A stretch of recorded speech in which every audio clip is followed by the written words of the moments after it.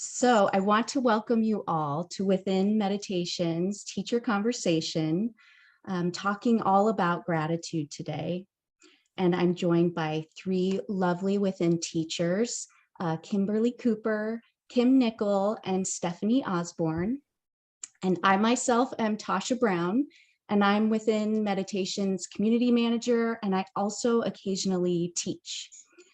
And I wanted to just pass the baton right away to one of the teachers to have them introduce themselves to you, kind of sharing a little bit about their journey as a meditator and also as a meditation teacher. So I might pass it off first to Kim Nicol. Would you start us off? I would be happy to. So my name is Kim Nicol. I am one of the meditation teachers here. I'm also a life coach outside of the work I do in this community. And I have a podcast called the New Manager Podcast. I'm interested in helping people be human with other humans in the workplace. It's a fun topic. And for me, meditation was something I've had a very active practice for over 10 years. I wasn't looking for it. When I first started, I thought meditation sounds like the most boring thing ever. Like I didn't get it. But I found a teacher, and at the recommendation of a friend was like, you got to come to this class. This class is amazing. So I learned in person with a live teacher, kind of like what we do here. And it turns out that meditation is the most fascinating thing ever, because it's dedicated time to actually pay attention to everything going on the inside, to the stories, to the emotions, to the thoughts. And the more you become aware of them, the more agency you have in your life, the more intimate your life becomes as you start to become aware of and in an active relationship with all of that. So that was, me over 10 years ago, discovering meditation and finding a really just mind-opening, heart-opening practice with it. And it really did change my life and helped set me on the path that I'm on now. So very happy to be here and sharing this topic and conversation with everybody. Wonderful. Thank you so much. Mm-hmm. And let's just pass it next to Kimberly. Yeah, I always find this a difficult question to answer because I don't quite know what people need to hear at what stage. People will say to me now, what do you do? And I go, well, I teach meditation. They go, how? And I go, I actually have no idea, other than the fact that things unraveled and unfolded the way they did until I'm here with you guys sharing. And that's really all I can say is when you know. Mm-hmm. Does that wonderful work? Yes. No? Yes, thank you for sharing, Kimberly. And Stephanie, do you want to share a little bit about yourself and your journey with meditation and being a teacher? Sure, thank you. I was first introduced to meditation when I was 15, and I'm 45 now. So I've been practicing and on and off since I was 15. And I was a student in theater, and one of the classes was movement. And at the end of the class, we would go into like a shavasana. Like if you take yoga classes or corpse pose, or we would just lie down and just let all of our muscles relax. And the teacher would guide us through relaxing meditation, body scan. And when I was 15, it was the first time that I was able to settle, and I wasn't worrying about what was going on in school or the stress at home or the social issues or my body. I was, as far as like judgment about anything outside of myself, it was such a beautiful experience. I kept looking forward to going back to that class just so that we could end in doing nothing instead of the busy mind. And so I used it for the rest of my young adult life. And as I was supporting my husband in his career.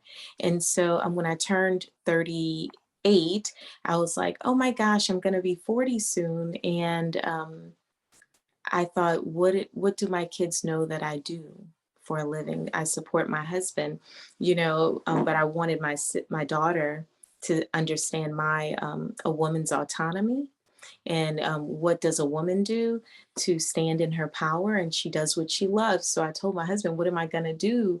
I need to show her. And he said, what would you do for free? What could you do all day? And I'd been guiding meditation with my friends and family, and I meditated all the time, and I said I could meditate, and he said, well, do that. And so since then I've been offering more on a corporate level, and also here with Within, and in the community in New Orleans. And just recently, the mayor let me know that I would be named the ambassador of wellness in New Orleans. So yeah, that's a big deal. Thank you. I'm going to really be using that platform to bring more mindfulness into the schools of New Orleans, starting from the principals down to the teachers and the students. It starts at the head. So I'm really excited about that. And I'm grateful to be here with y'all today. Can I interject, Stephanie? What you just said there resonated with me, because when I first started out, I started out as a teacher, and I was teaching youngsters. And then I shifted into the behavioral aspect of it. And when I was working with these youngsters, I realized that it was probably their parents or their guardians. So I kind of changed direction, and I started looking at the parents and the guardians. And then I was like, no, it's society. So then I kind of moved into neuro-linguistic programming, life coaching, NLP, all these kinds of things. And now I know, without a doubt, it's come full circles back. It's an inside job. Once you have released and accepted your path without the answers, then that is where your true journey begins, and your freedom and your ways of teaching begin, because you're open to it. Yeah, and initially, I know this isn't so much about gratitude, but it is, and I'll tell you why. So I kind of felt like I waited late, but to start this path of teaching and offering, but my daughter did see it. And recently she came to me, and her friend, she's 19, so her friend was in a relationship with this guy, and she complained that they broke up, and she's given all of her time to this guy, and now she has to start all over. And and she said, my daughter said, well, my mom started teaching and guiding meditation at in her late 30s, and she's doing great now, so you can start at any time. And I thought that was like such a heart opening testimony from my daughter, because my whole intention was to stand in my power for my daughter, for her to see that and for her to share that with a friend. Just it just made me feel so good, and I'm grateful for that. So yeah. I think that's exactly it. When you yourself experience the feeling of gratitude, then that is what that's what emanates and shines from you. If you're carrying all these wonderful, fabulous emotions like gratitude, but if you're also carrying anger or things like that, then that's also what shines. Dull, but it shines. And getting into that theme of gratitude, I'd love for any of you to kind of go from where Kimberly and Stephanie have started, and see, just offer up any teaching you have that kind of came to you when Hannah and I asked you if you wanted to be a part of this conversation, to just get the conversation rolling further. Is there anyone that would like to jump in and share what came to them? Sure.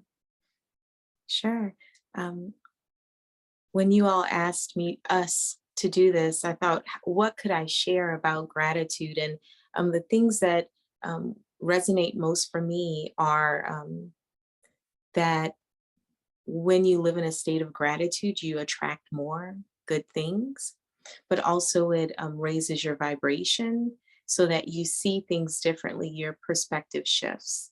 It shifts to a more positive.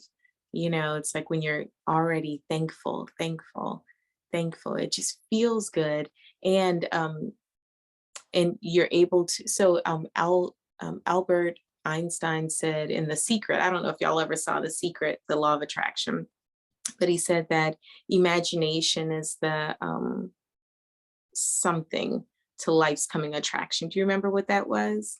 The preview to life's coming attraction.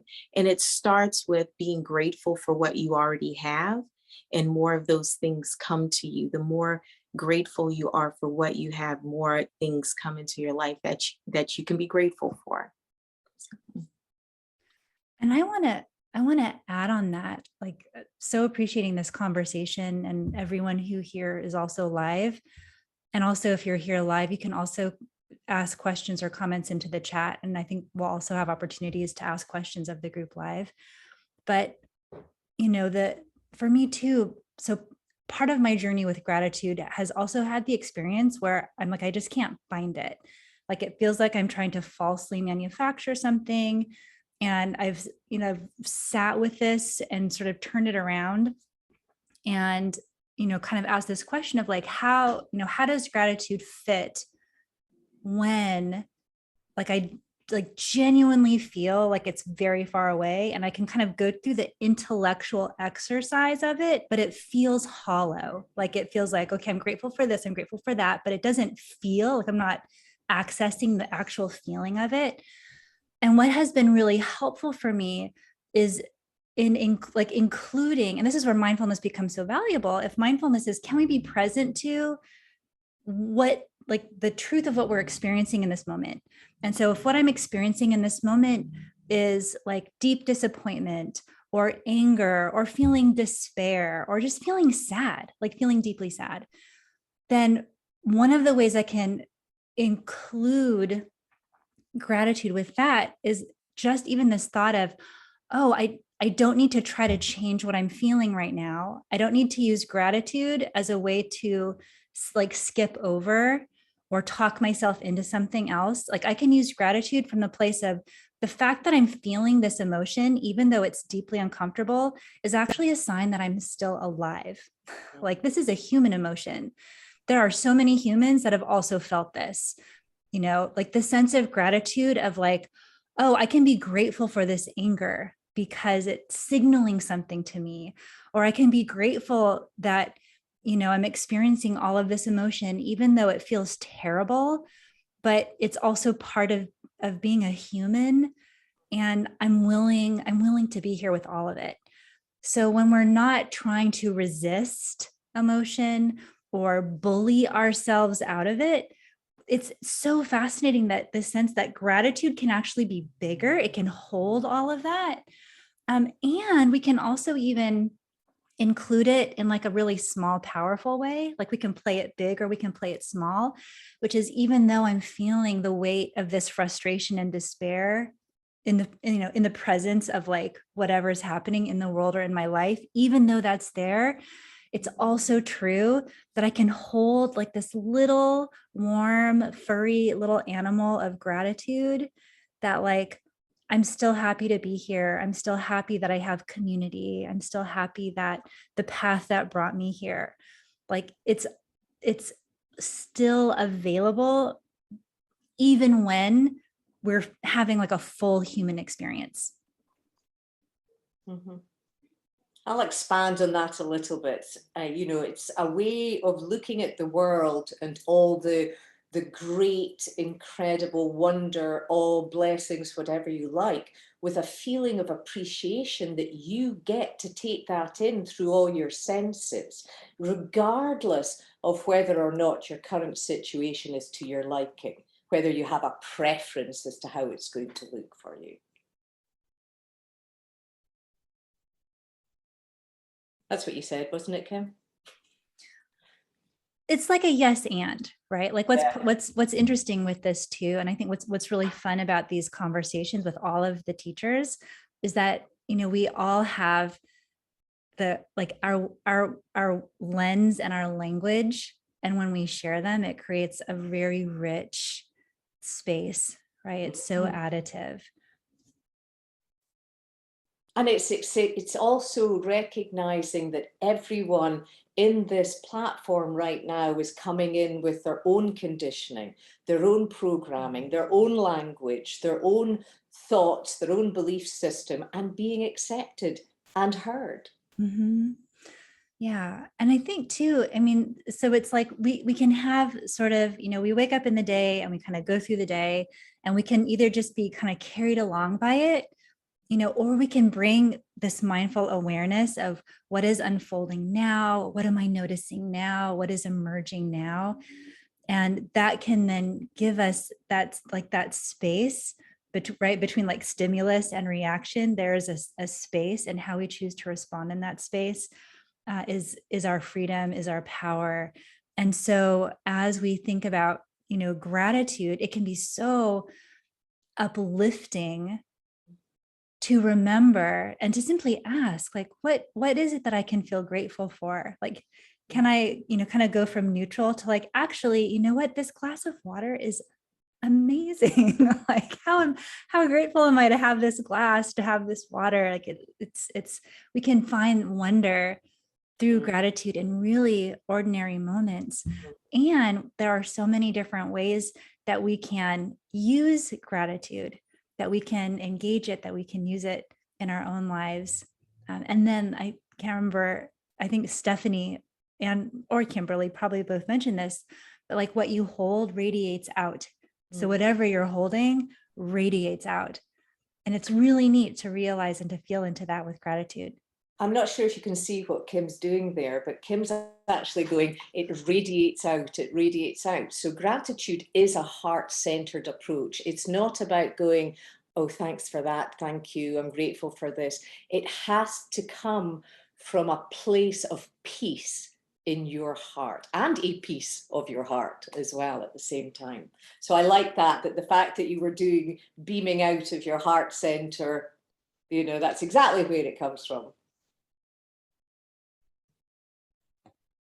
And just to kind of piggyback on what you're all saying, because you're talking about just how wonderful gratitude can be, and having this overarching approach to our day and to how we're being present.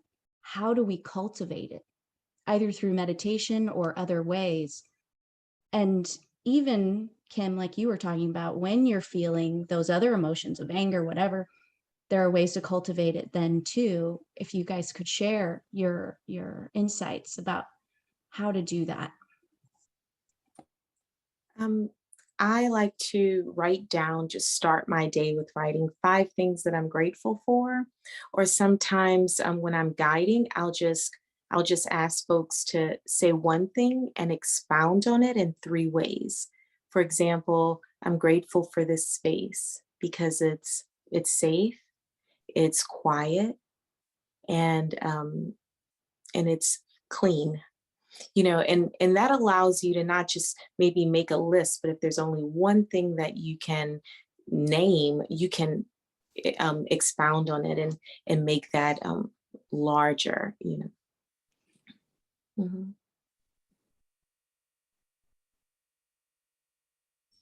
I'll add, in addition to that, I love that example, Stephanie. So I'll offer becoming aware of and cultivating the physical experience of it. So asking the question, gratitude, what does that feel like? Like when I'm in it, how do I know? Like, what does it actually feel like in my body? And that itself can be a wonderful meditation. Let me set a timer for 5 minutes. Let me close my eyes.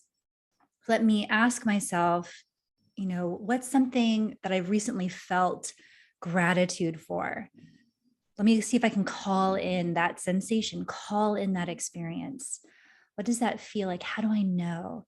Right? Like, where in my body does it feel? Does it feel small? Does it feel big? Does it move? Is there a quality of color to that? And having the physical embodied experience of it is another way to cultivate it.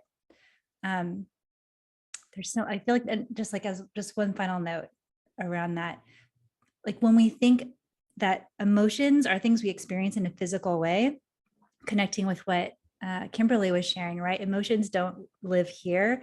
We experience them as physical sensation in the body.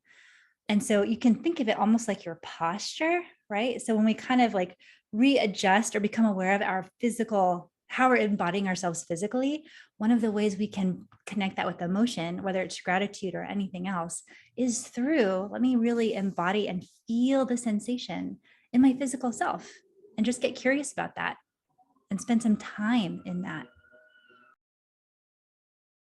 Is when Stephanie was talking, it reminded me of the commencement address by the Admiral at the University of Texas, and that's what I was looking up. It was in 2014. And he was giving the graduation speech, and he said, always begin as a SEAL, they had to learn how to make their beds. And so in the morning, they had to make sure that the sheets were taut, the pillows were plumped, and you had to take time in order for this bed to be perfect looking. So no matter what happened in the rest of your day, whether you did or you didn't accomplish anything, when you came back and you saw what you had accomplished, then that was what you needed to focus and be grateful for. So he recommends that everyone takes the time in the morning to make their bed, not just to throw a cover on it or to throw your teddy bear at one end, to really take the time to make your bed so that it looks like a piece of art. Put a cushion there, you know, so that you really do get a sense of pride and gratitude for something that you've done before you started your day. Kimberly, I agree with that. That is one thing that I do here and there. And it's like, you just made me want to go make my bed after this, because it absolutely does cultivate a feeling of gratitude when you're in a freshly made bed. Everything's tight and you know where everything is. You're not looking for your pillows. I love that. And also little spray, lavender spray. yeah, Perfect. absolutely. And also, Kim, thanks for sharing what you said, because I definitely resonated with feeling the emotions in your body. That's both gratitude and any discomfort in your body. When you're feeling what comes up, it can trigger, like, if you're aware of the feelings in your body and what they're associated with, then sometimes the more you practice that, sometimes you'll notice the feeling first and you'll say, oh, I wonder what's going on there. Like, I must be uncomfortable right now. Or, oh, this is what I'm in gratitude, like acknowledging the gratitude in the moment once you acknowledge consistently where that feeling is in your body. If that makes sense to y'all. I know what I'm saying. I don't know if I'm conveying it accurately. No, absolutely. It's touching the experience and the experience touching you that creates that heart-centered approach to gratitude. If you don't touch the experience with gratitude, then you're not going to touch the experience with gratitude. So you've got to be able to open up enough with your heart to touch the experience in order to feel that sensation of gratitude, and vice versa. It's a two-way street.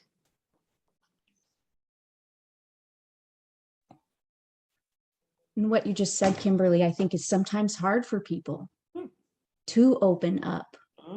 So that just goes back to the question we had before, how to cultivate it. One other thing I thought I'd just bring up, since we're on this topic of cultivating gratitude, I had a teacher just a couple of weeks ago say, do this gratitude practice of looking at 3 things in your room and saying thank you to each one and trying to find that heart space. But one of the teachers, probably it was you, Kimberly, brought up a question: what's the difference between gratitude and thanks? So I'd love to hear your thoughts on that, and how you differentiate or think they're similar. Oh, and I think we lost Stephanie. Hopefully she'll come back in. Excellent. I'll address that to start. From what you've shared, the way I would think about it is thanks is a thing that you do or you give. Gratitude is a thing that you feel, right? So it can be, it's kind of like, oh, when I see something and I want to say thank you, it's going to carry some gratitude in it, right? So, when we think in terms of gratitude or any numerous quality, we can cultivate, meaning we can place intention to the attention in order to create more of it, in order for it to become more robust or more present or more amplified in our life. And there are many ways to do that. And just remembering, oh, right, it is a thing that is cultivatable. And one of the actions we can do is we can place our attention, look around the room, find 3 things that we then pause and say thank you for. And when we think like, why am I thanking the Post-it note on my, on my wall? It's like, oh, right, because actually that Post-it note, I have a quote on it and it reminds me of, X, Y, and Z, and I feel grateful for that person or for that teaching. It's like, oh, right, it can slow us down to connect in with that feeling through the action of giving thanks. There's a great quote by, I think I might have used it in one of my classes already, by Melody Beattie, and she says, gratitude unlocks the fullness of life. It turns what we have into enough and more. It turns denial into acceptance, chaos to order, confusion to clarity. It can turn a meal into a feast, a house into a home, and a stranger into a friend. Gratitude makes sense of our past, brings peace for today, and creates a vision for tomorrow. Isn't that beautiful? Just letting that sit for a moment. Take that in. Yeah, that's lovely. Well, another question we have from teachers and students, and Dora and Danielle, Denise as well, please feel free to chat me if you have a question yourself, and I will bring that into the conversation. But another question we have is talking about gratitude and gaslighting. And I think this is one, Kim, that you brought up. And I'm so fascinated because I don't know what that's about and how those two come together in any way. So I'd love to hear your thoughts on this. I'll speak to it briefly. And there are kind of 2 directions of this. One is, as a human, you will meet people with very good intentions who will do things and say things that are actually not at all helpful.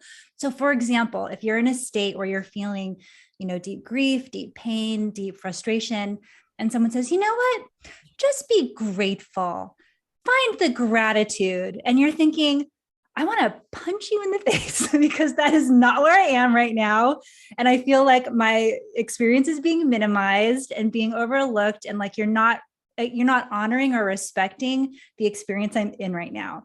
So one of that is just to be aware that you may have this experience where you feel like like I said, I'm expressing displeasure or frustration, or, there's something. I'm thinking also too of some of my clients that work in companies, and they're in experiences where they're like, this isn't right. Something is happening in this company, or, my manager said or has done something, and I feel like something isn't right here. And the gaslighting of like, oh, that didn't really happen. Or, oh, like, just be grateful that you even have a job, right? Like that can actually be a very unhelpful way when gratitude can be presented as something that is actually, it's just like it just doesn't feel good, right? So just to be aware, to be mindful, like how is gratitude being presented to you? And if it's being presented to you as like for the purpose of disregarding or ignoring something, we want to be mindful that we're not kind of going into agreement with that, right? Like we don't have to take that. And then the other piece is that we can do that to ourselves.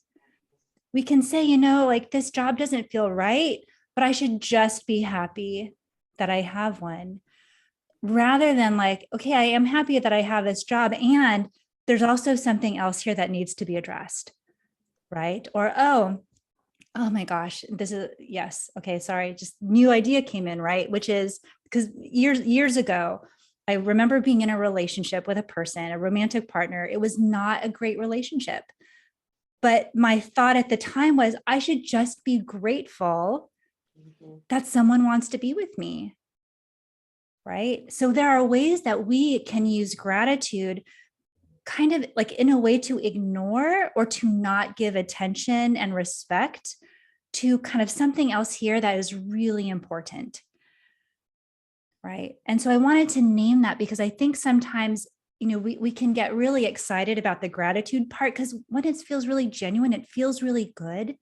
And there are so many benefits to gratitude that we want to be aware of and mindful that we're not using gratitude as a way to either gaslight ourselves, or if someone is offering us, you know, the suggestion, hey, like just be grateful. And if you're feeling like that is not helping me right now, it's okay to say, like, I see that, and I'm just going to put that right here, right now. Like, that is not what's going to help me in this moment. But it's also not being attached to what they have said, you know, that it's about recognizing that they've said whatever they've said intentionally or unintentionally without trying to create harm or distress or anything like that. And just you not getting caught and lost up in their words, about just bringing it back to yourself and saying, well, right now, that doesn't serve me, so I'll just stay with whatever I'm staying with right now. And then that's I'm assuming that's what you're saying, Kim. Well, I mean, separate from like the assuming of what I'm saying, like 100% yes, like there's the part around detachment. And I found that it is helpful simply just to name that dynamic, because I think it can, you know, with the best intentions, we can still create outcomes that are not helpful. Right. So it's nice just to be aware and to include, like what I would want to offer to, you know, everyone listening is to just be mindful, right? To just be aware of like what is happening here. And it's okay if someone is offering you a suggestion and you're like, I'm going to just not, like, that is actually not what is going to help me right now, rather than using that against ourselves. You know, if everyone just took the time to slow down a little bit, there would be less misinterpretations, and there would be less, and there would be more time to get the senses and the sensations that you're meant to be getting. Right. And maybe the other thing I would add too is what I've noticed in that dynamic, when someone is suggesting, you know what, like, well, where's the gratitude in this? Like, if it doesn't feel like that's where you're at, it's often coming from a place of compassion. Like they see a suffering and their desire is like, can I alleviate your suffering by looking for the gratitude or by looking for the silver lining? And so it can also help to understand, like, okay, this person is not trying to diminish me. Like they might not be intentionally doing that. But also, like, coming back to part of our own work around mindfulness is as we've become more available to being present with discomfort, it allows us to be fully present with the discomfort of others without trying to throw a gratitude on it. Like, oh, I see that you're in pain. Let me fix it. Let's talk about gratitude. Right. So I guess that's the third thing. Like, we can also be in the role of trying to help rather than staying present with someone. And sometimes actually the way that gratitude can show up in that situation is, I'm grateful you're sharing your frustration with me. I'm grateful that I can be here with you in this moment. So it's not gratitude in the sense of I'm trying to change things, but gratitude in, I'm glad that we get to be present together through this, or I'm grateful that you trusted me to share this with me. I'm thinking there that, you know, gratitude, the feeling heart center, it's a habit. It's about recognizing the difference between the heart and the head and seeing, are they in collaboration? Are they in alignment? So you might think, I'm really grateful to be here, and your heart's going, oh my God, I wish I had a latte. I was with someone else. So you have to make sure and check yourself to make sure you're in perfect collaboration and alignment. Because if you're not, then that's what's going to be. There's going to be all those mixed messages here and here and here. One thing that's just coming up for me to add, Kim, you're talking about just gratitude and this gaslighting. It just made me think about how sometimes we can just be really grateful for being uncomfortable, for being in that space of learning, because that when things are tumultuous in our lives, that's when we have the greatest change, the greatest learning and greatest understanding of ourselves. So just being grateful, if that's the only thing we can find when we're feeling really uncomfortable, being grateful for the discomfort because we know what that leads to. So just packing that on. And I'd love to open it up to the students that are here. We'd love you to join in the conversation as well. If you have something you'd like to share about anything the teachers have said so far about gratitude, or your own insight or wisdom about gratitude. We are still students as well, being teachers, and we learn from you also. So please feel free to jump in at any time. We'd love to hear from you.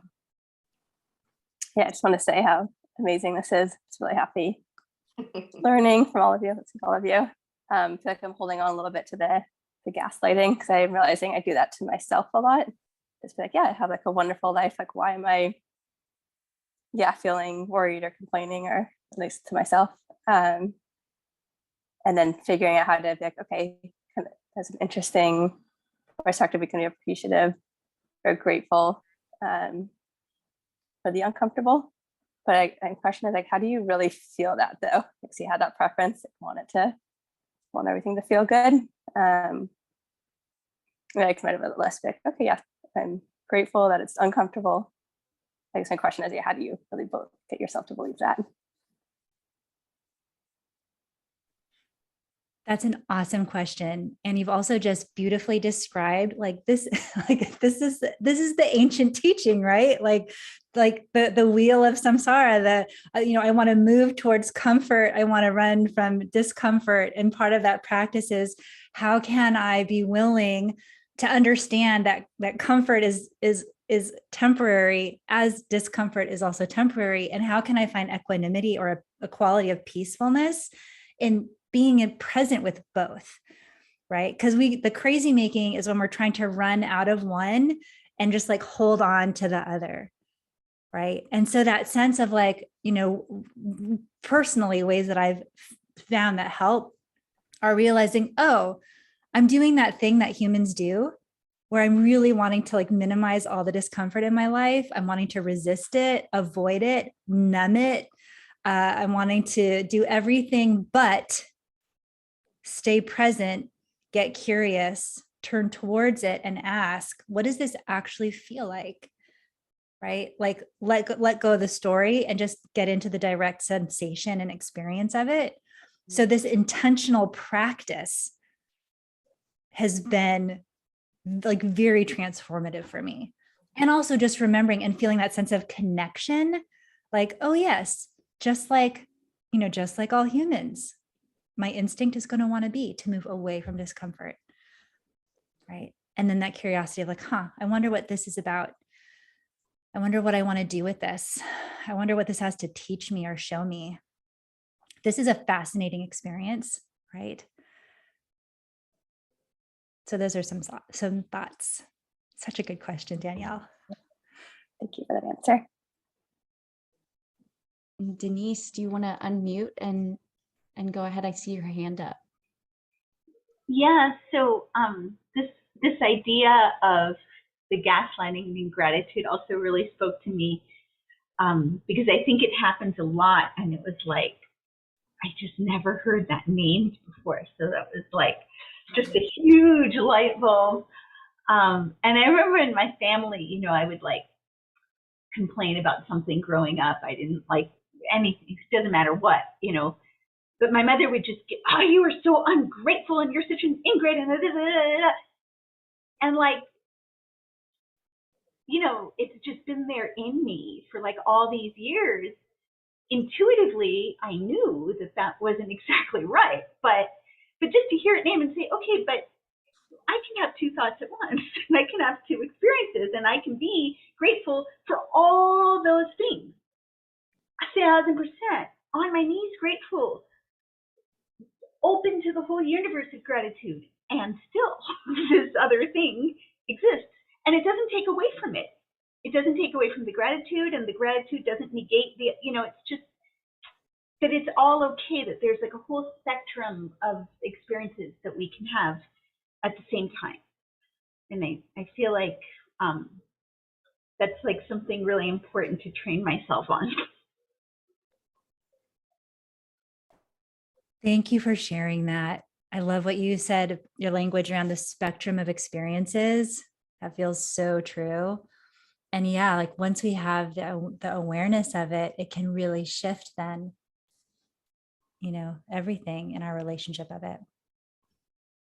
Yeah, Dora. So I love that you brought that, Kim, because I was hearing this podcast a few days ago, and the host was saying how gratitude, and I've never think about that, how practicing gratitude kind of led her to postpone the things that she really wanted, because she was like always thinking, oh, why are you complaining? You should be grateful. You have a wonderful life. And I've never thought about gratitude like that. So it was for the first time I heard someone saying it and bringing this idea of how you live gratitude, or you can, now you introduce a different word, can be dangerous in a certain way. And another thing is, like you mentioned in the beginning, like I also have some difficulty sometimes practicing gratitude, because I feel disconnected from my heart, and it's more like a mental thing, and I'm verbalizing it or writing it, but I don't really feel it. So it was really interesting to hear you say that. And I would love that you already gave the two of you, or the three of you, I don't know if Stephanie is back, some examples of tools, simple things to kind of help me connect with gratitude. And I'm loving the conversation, by the way. Thank you. Thank you, Dora. I think one of the important, we're so accustomed to physically moving this way, that way, forwards and backwards, that we do get lost and caught up in our heads. So meditation gives you the opportunity to settle physically down. And when you settle yourself down into whatever posture or position that's working for you, you begin to notice sensations. You'll notice your heart, you'll notice the tingling sensations, and your body might try to go, oh, you know, and then your thoughts will come in. But if you keep, it's like settling a stallion down, you know, when you pat a horse and you go, and you just settle the whole system down, then you're going to become more aware of feelings and feelers. I hope that helps.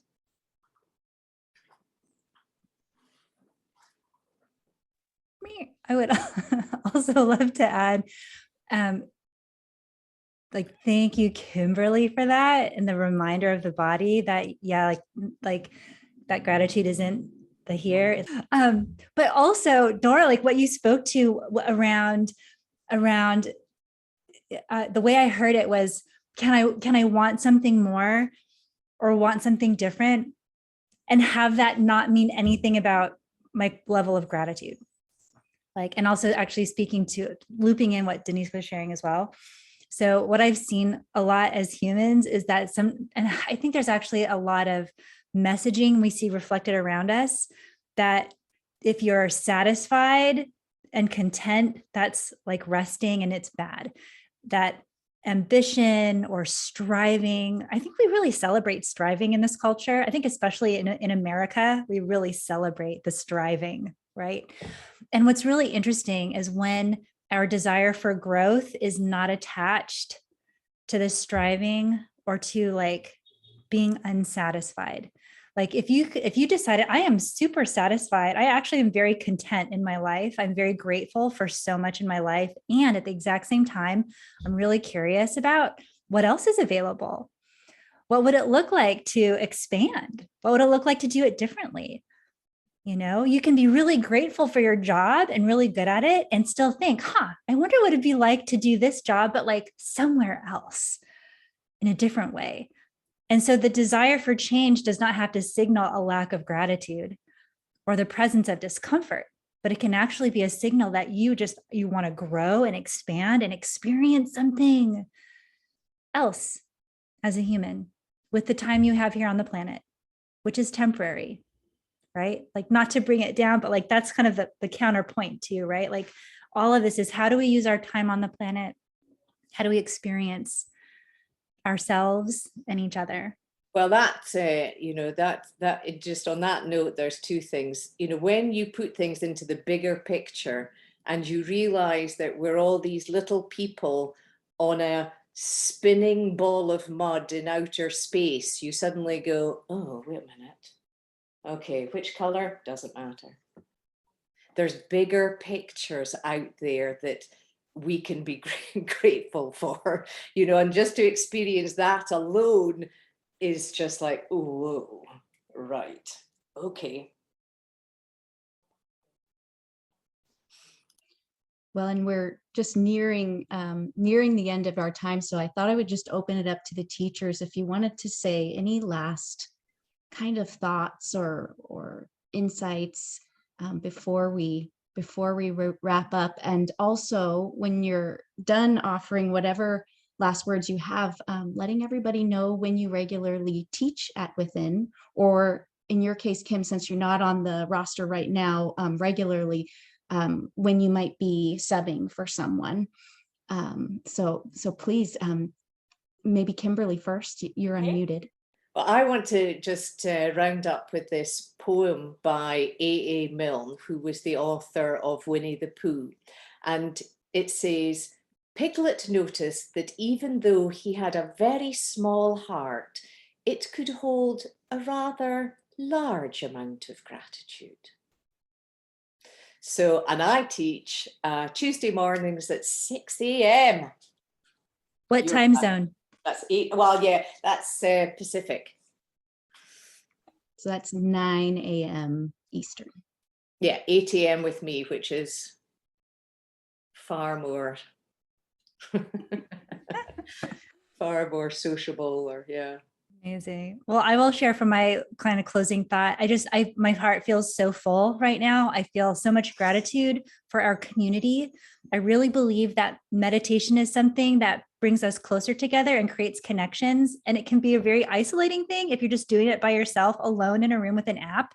So it is so meaningful to have a space where we can gather to connect and share and practice together. So I'm feeling super grateful for all of you for being here, like live and, recording. And I am subbing this coming Sunday at 9:15 Pacific. So you can join me this Sunday. Otherwise, like, keep an eye out. I pop in on the schedule from here and there. And I would say too, this session and conversation has given me some ideas for some things I want to share with Hannah and Tasha about schedules and programming. So you might see me again soon in a more regular way. How lovely. Yeah.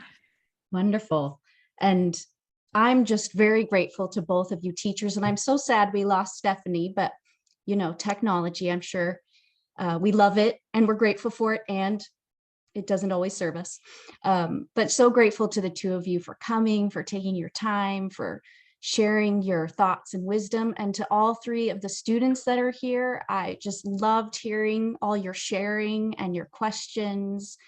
And like Kim said, it's just so lovely to hear each other's perspectives. And I know that mine has changed quite a bit just through this conversation. So very grateful for everybody's words and presence.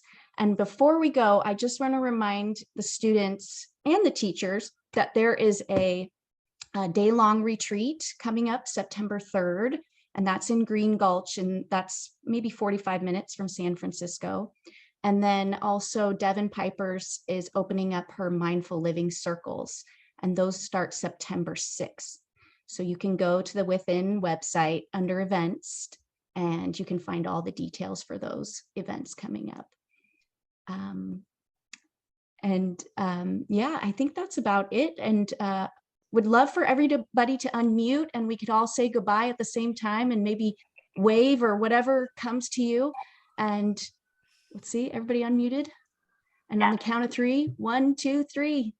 Bye, everyone. Bye, everyone. Thank you so much.